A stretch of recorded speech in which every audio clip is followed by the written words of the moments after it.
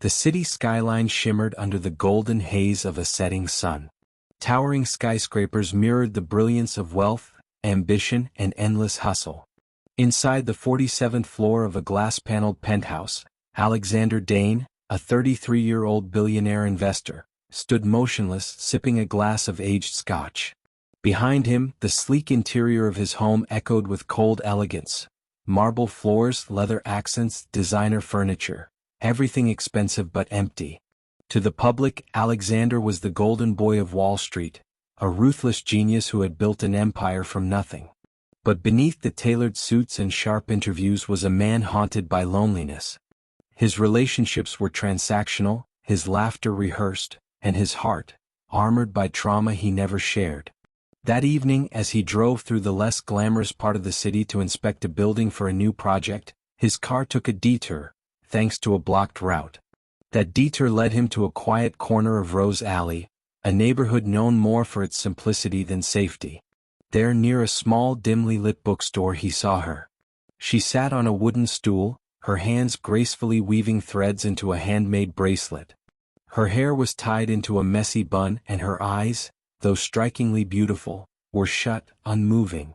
At her feet was a cardboard sign that read, "Handmade bracelets for sale, by Faith, blind but not broken." Something struck him. Maybe it was her peaceful expression. Maybe it was how she moved with such calm precision despite the chaos of the street around her. He stepped out of the car. "Are you Faith?" he asked gently. Her head tilted slightly. "Yes," she smiled, not facing him directly. "Would you like a bracelet?" He stared, speechless. For the first time in years, Alexander Dane, billionaire tycoon, felt small, humbled, curious. That night he didn't buy a bracelet. He just watched her, then walked away, but with something shifting deep within him. The city pulsed with life as the days passed, but for Alexander Dane, everything had slowed. The boardroom meetings, business luncheons, and late-night strategy calls felt distant, like echoes from another world. Something from that alley had followed him home. Not something. Someone. Faith. He couldn't stop thinking about her. That name, simple, strong, was now carved into the spaces between his thoughts. Her fingers, dancing over colored threads. Her smile, soft but self-assured. Her eyes, closed to the world yet somehow seeing more than he ever had. Alexander returned to Rose Alley 3 days later. The place was quieter than before. The bookstore behind her had its windows lined with dusty novels, and a kettle whistled somewhere inside.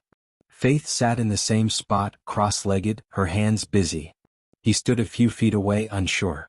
He had closed billion-dollar deals with ruthless confidence, but now, in front of a blind bracelet maker, he hesitated.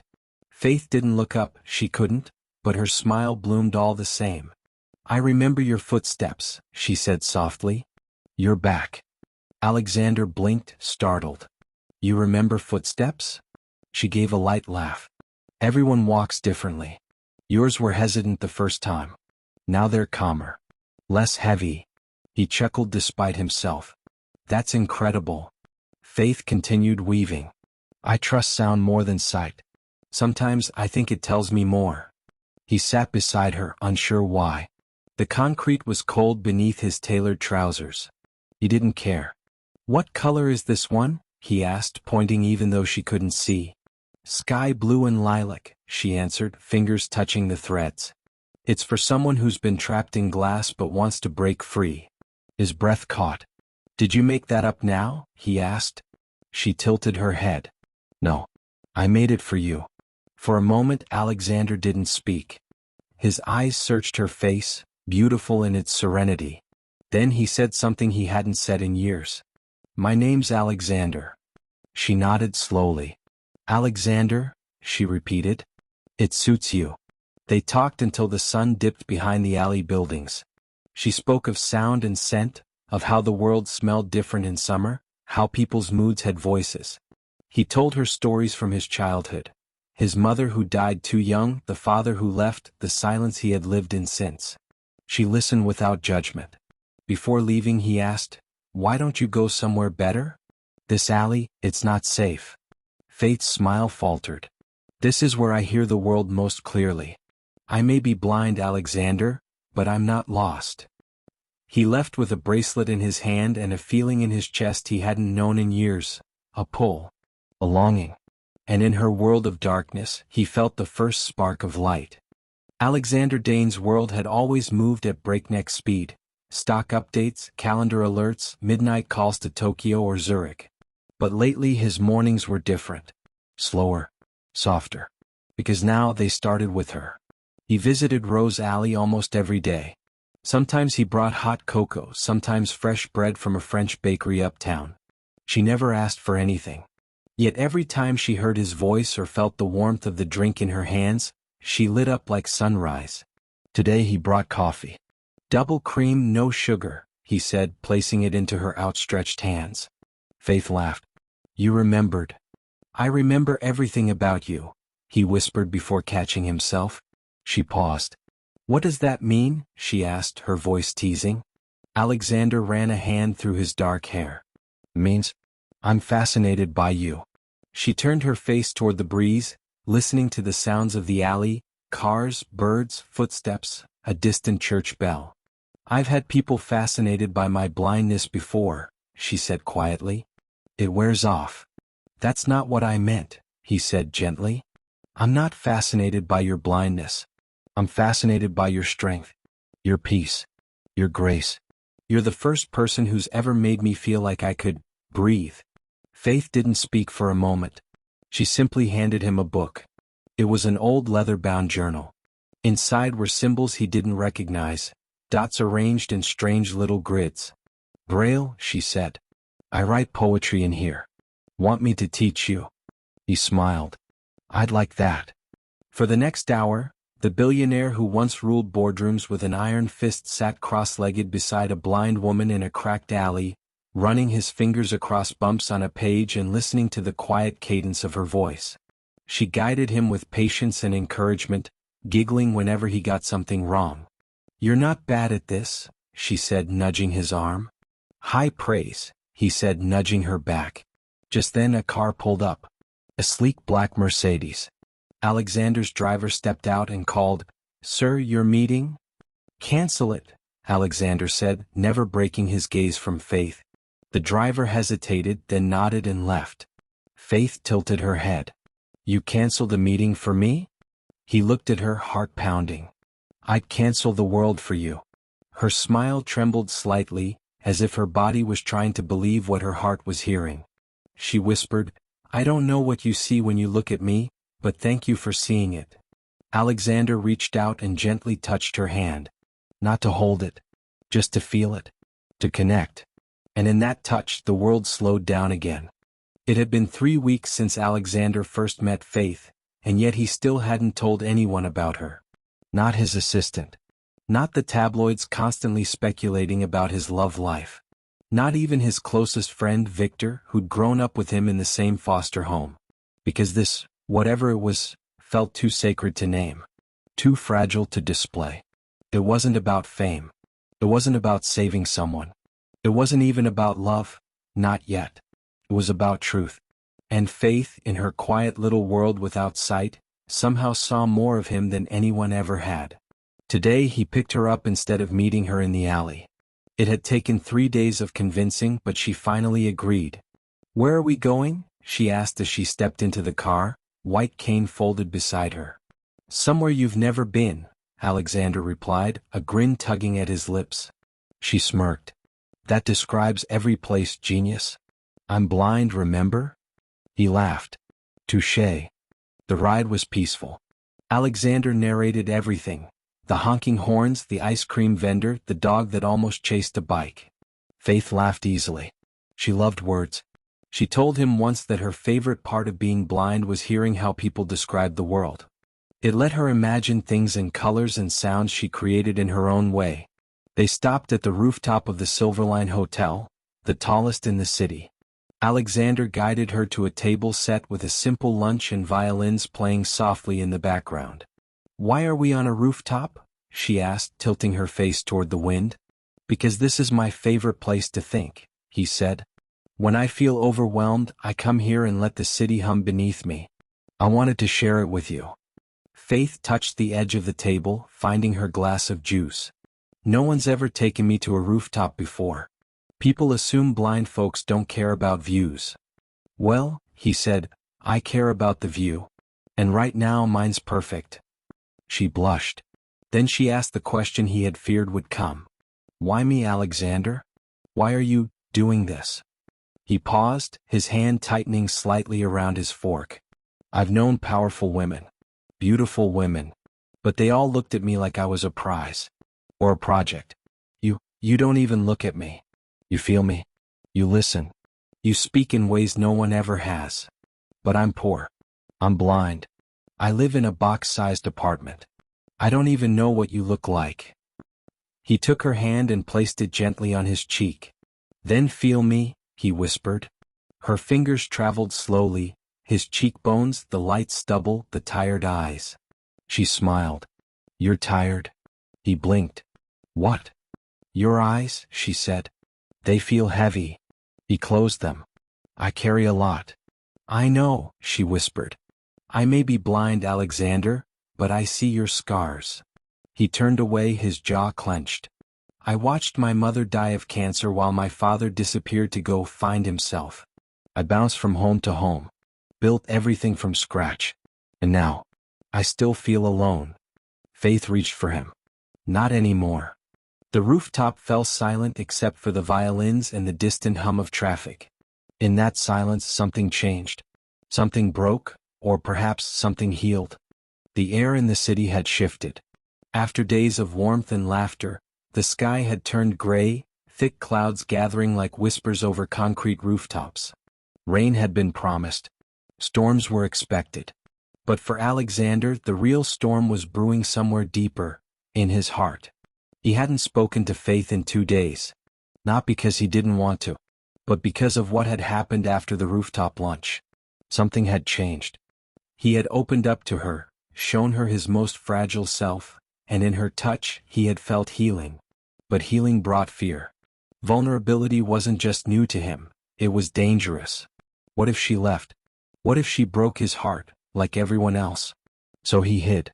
Until she came looking for him. It was late afternoon when she arrived at his building, soaking wet from the rain. She stood at the entrance, cane in one hand, the other holding a plastic bag that dripped with water. The receptionist tried to stop her. I need to see Alexander, she said, calm but firm. The woman hesitated. Do you have an appointment, ma'am? Faith raised her chin. No. But I have his heart. That sentence made Alexander, who was watching from the mezzanine above, stop breathing. He rushed down. Faith, he breathed, reaching her. What are you doing here? You're drenched. She raised the bag. I brought you soup. You sounded tired the last time we spoke. He stared at her, stunned. This woman, this incredible woman, had walked through a storm to bring him soup. She felt the silence stretch and asked, Why did you stop calling me? Alexander sighed. Because I got scared. Of what? He looked away. Of falling in love with someone I don't deserve. Her voice softened. You don't get to decide what you deserve, Alexander. That's not how love works. He stepped closer, trembling. I don't know how to do this. I've never loved anyone like this before. It feels like I'm breaking. Faith reached out, finding his chest, her fingers splayed over his heart. Then let yourself break, she whispered. I'll hold the pieces. Tears welled in his eyes. He pulled her into his arms for the first time, holding her like he had never held anyone, as though she were the only truth in a world built on lies. The rain outside pounded harder against the glass, but inside the lobby it was warm. Quiet. Safe.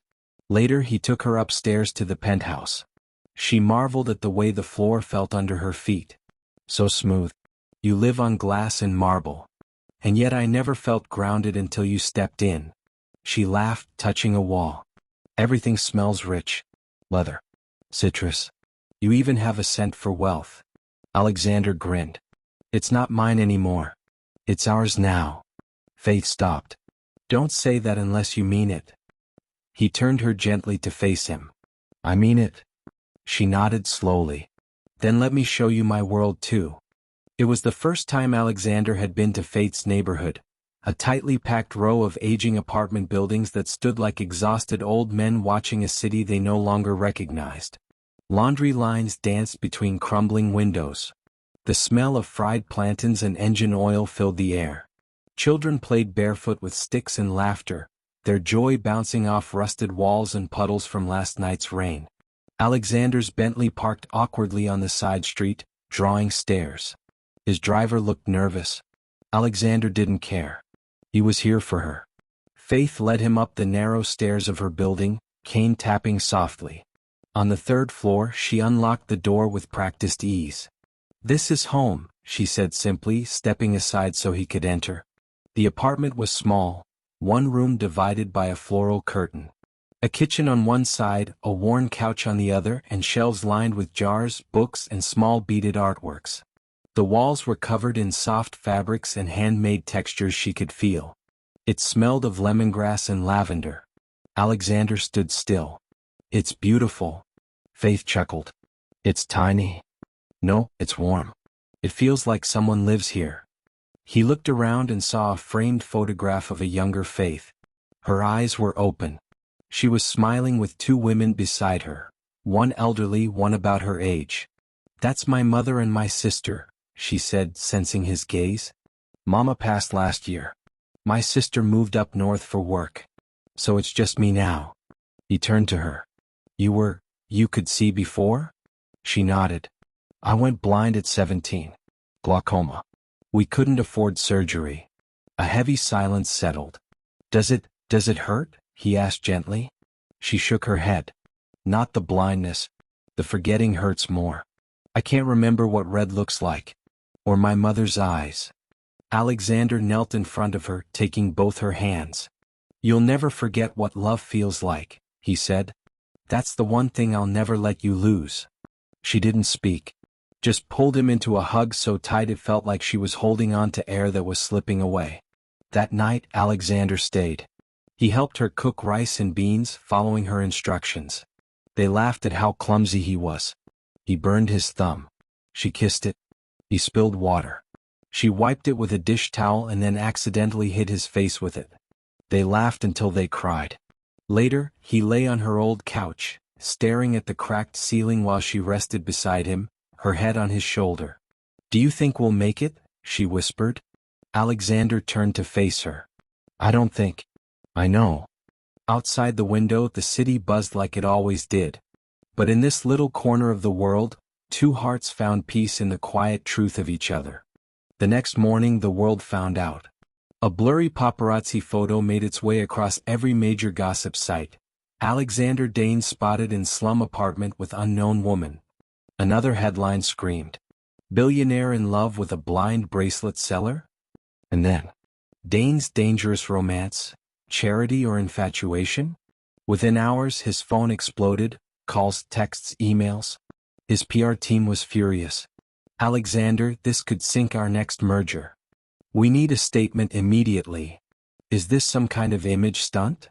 His board threatened emergency meetings. Investors grew jittery. The polished walls of his empire began to tremble under the weight of a love they didn't understand. In the middle of it all, Alexander sat quietly in his office, staring at a screen full of venomous comments. Not about him. About her. Gold digger. Playing the disability card. He could have any woman, why her? And then the one that made his blood boil. She'll ruin him. He shut his laptop and stormed out. Faith sat on the edge of her bed, holding her phone. Her sister had called in panic. "You're all over the internet," she had said. Faith's hands trembled. She hadn't asked for fame. She hadn't asked for love under scrutiny. When Alexander arrived at her door, she didn't greet him with a smile. Instead she asked, "Are you okay?" He looked exhausted. "I'm more worried about you." "I didn't mean for this to happen," she whispered. "I know. Neither did I." They sat in silence for a while. The distance between them felt heavier than ever. "Do you regret it?" she asked suddenly. "Being with me?" Alexander looked like he'd been struck. "No.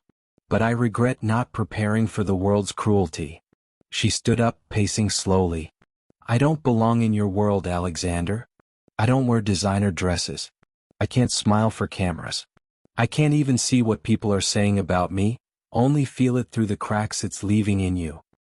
He stepped toward her and took her face gently in his hands. I don't want anyone else. Not a model. Not a mogul. I want the woman who sees me even when I can't see myself. Faith's eyes filled with tears. I don't want to be your weakness. He kissed her forehead. You're my strength. But even as he held her, they both knew, the fight was just beginning. The boardroom was colder than usual, not in temperature but in spirit. Alexander sat at the head of the long obsidian table, his shoulders square, his face unreadable. Across from him sat 11 of the most powerful people in the city, shareholders, partners, and longtime allies. But none of them were friends. One of the older board members, Madeline Arrows, cleared her throat. Alexander, let's be honest. This woman, this Faith, is not good for the company's image.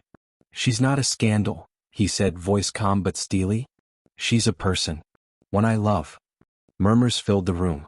Another executive added, this isn't about your personal life. It's about perception. Stock is already down 6 points. Investors are pulling inquiries. Madeline leaned in. We built this empire with you. But if you continue this distraction, we'll have no choice but to initiate a vote of confidence. He stared at her. Meaning? Step down. Or step away from her. The silence that followed was suffocating. Alexander rose to his feet. Slowly. Deliberately. He looked at each of them, men and women who had praised him, used him, envied him. Then he said, when I was 16 and sleeping in subway stations, none of you were there. When I risked everything to build Dane Holdings, you applauded the results, not the scars. Now, because I've chosen love over image, you want to erase me? Madeline's eyes narrowed. It's not about erasing you. It's about protecting what we built. Alexander's voice dropped to a whisper. If I have to lose her to protect it, then it's not worth protecting. He turned and walked out. The boardroom burst into chaos behind him, but he didn't look back. Back at Faith's apartment, she sat by the window, her fingertips tracing the raindrops sliding down the glass. She didn't cry, but she was afraid. When the door opened and she heard his footsteps, she stiffened. I heard the news, she said quietly. They want you gone. They gave me a choice. Her voice wavered. And what did you choose? He knelt before her and took her hand. You. Her lips trembled. You walked away from everything? No, he said, smiling softly. I walked toward everything that truly matters. She reached out, touched his face, then kissed him, a kiss that held gratitude, sorrow, courage, and love. I'm scared, she admitted. Then we'll be scared together, he whispered. That night, in the quiet of her tiny room, they lay side by side. No boardrooms. No headlines. Just the rhythm of two hearts beating in defiance of a world that had tried to pull them apart. Life with Alexander was never meant to be easy. Faith knew this. And yet, after the storm with the board, there was a fragile peace between them. They spent mornings making breakfast in her tiny kitchen, afternoons walking through quiet city parks, and evenings talking about everything, from the stocks Alexander used to monitor, to the stars she used to imagine as a child before her vision faded. But peace, as always, was temporary. It was a cool Saturday morning when it happened. Faith was sorting through an old drawer when her fingers found something sharp, a small locket. She recognized it instantly. The silver chain. The cracked oval frame. A memory she had buried years ago rose from the shadows like a ghost.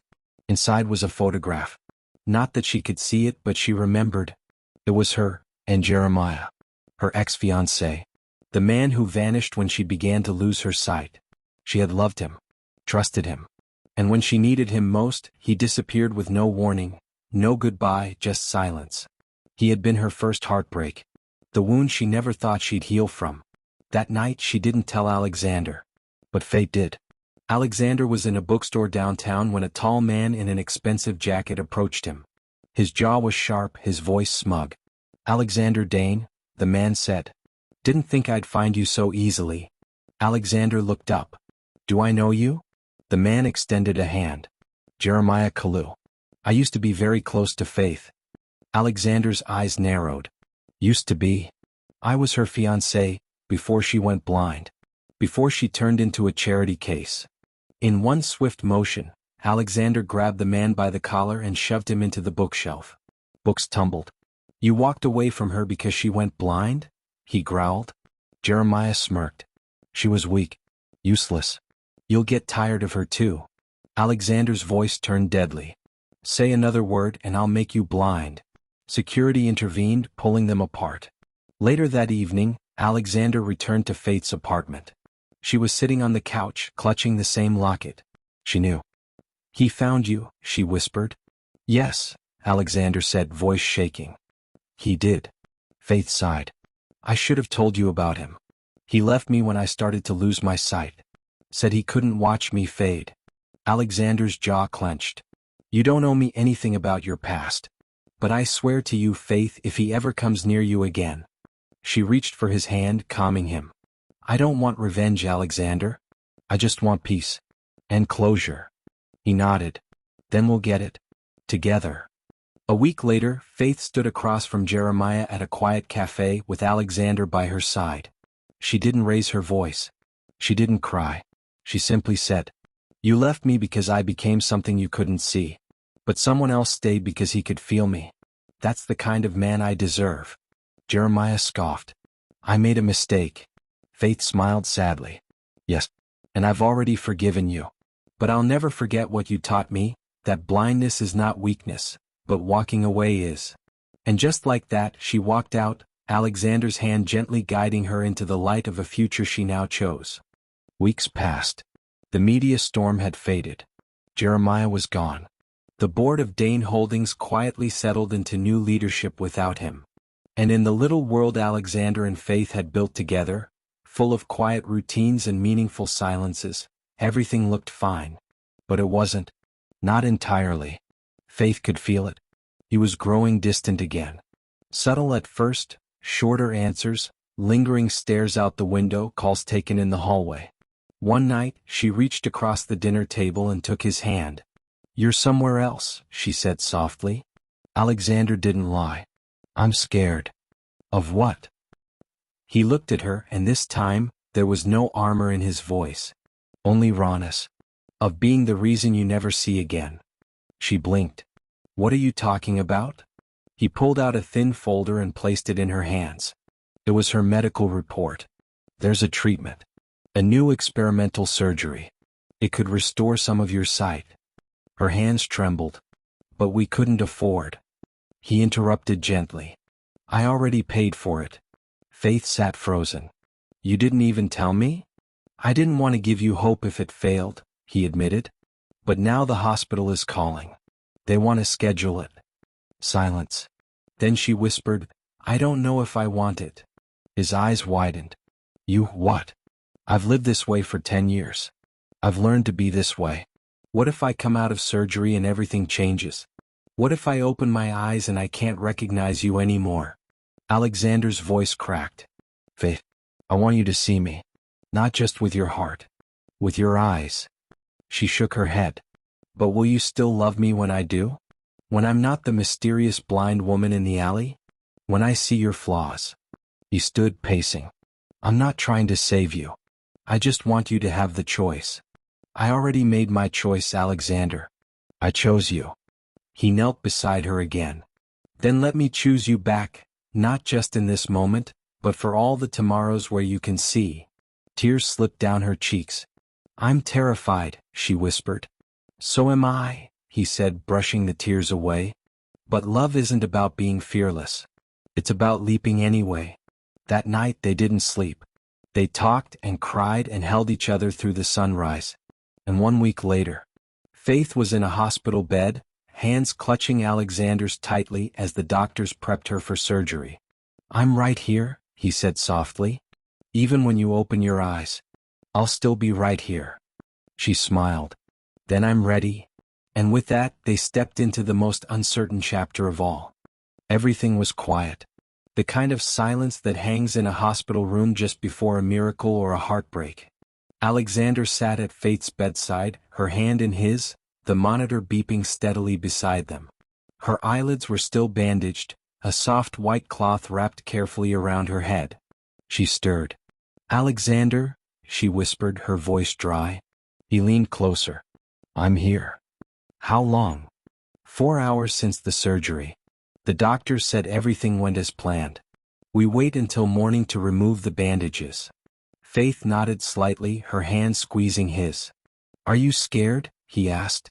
She hesitated. Not of the light, but of what I might see when it comes.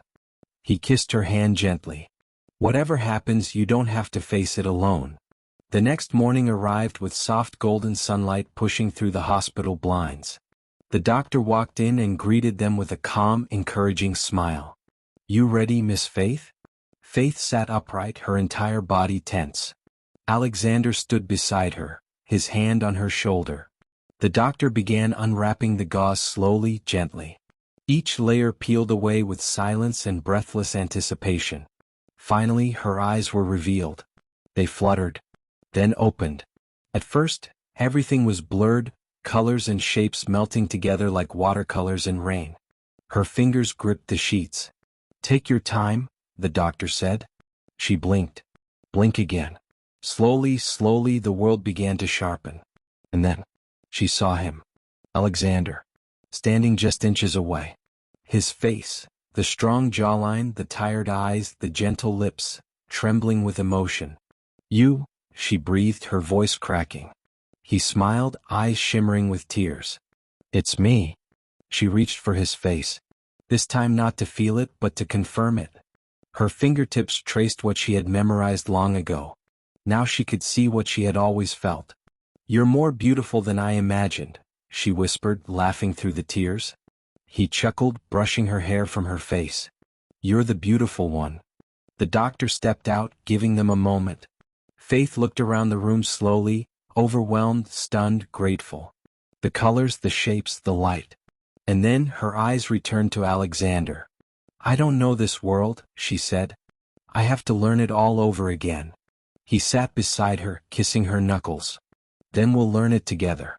I'll teach you how to see sunsets, and you'll teach me how to truly look at life. Tears fell down her cheeks again. She leaned forward and kissed him. Not blindly, but knowingly. That day, Faith didn't just open her eyes. She opened a door to a new world, one that had always existed in silence, scent, and sound. Now it burst with color, love, and hope. And at the center of it all was him. 3 months later, Faith stood on the balcony of Alexander's penthouse, the same glass tower she once imagined as untouchable, a place meant for people with sight, wealth, and power. Now it was home. She wore a soft linen dress, the wind teasing her braids as the golden sunset washed over the skyline. And for the first time in over a decade she saw it all, clearly. The city lights blinking to life. The shifting colors of dusk. The way the horizon kissed the tops of distant buildings. But most of all she saw him. Alexander. Leaning in the doorway behind her, shirt sleeves rolled, watching her as if she were a sunrise he'd waited his entire life to witness. She turned to him, her eyes glowing. It's all so real. He walked over and wrapped his arms around her from behind. So are you. They stood in silence for a moment. Then Faith said, You know what I realized? What? That the world didn't change when I opened my eyes. I changed. You taught me how to feel it first, so when I saw it, I already knew how to love it. He kissed her temple. I don't think I taught you anything. I think you were always meant to be this woman. Brave, soft, sure, and unstoppable. She smiled, resting her head against his chest. I used to think love had to be perfect, she whispered. But now I know, it just has to be true. A breeze passed. Somewhere far below, the city buzzed on. Taxis, laughter, footsteps, dreams being born in alleys and penthouses alike. And as the sky faded from orange to deep velvet, Faith and Alexander held each other under the first stars. No headlines. No barriers. No more shadows. Just two people who had seen the worst of the world, and still chose each other. Through her eyes he learned how to love. And through his heart she learned how to see. Not just the world, but herself.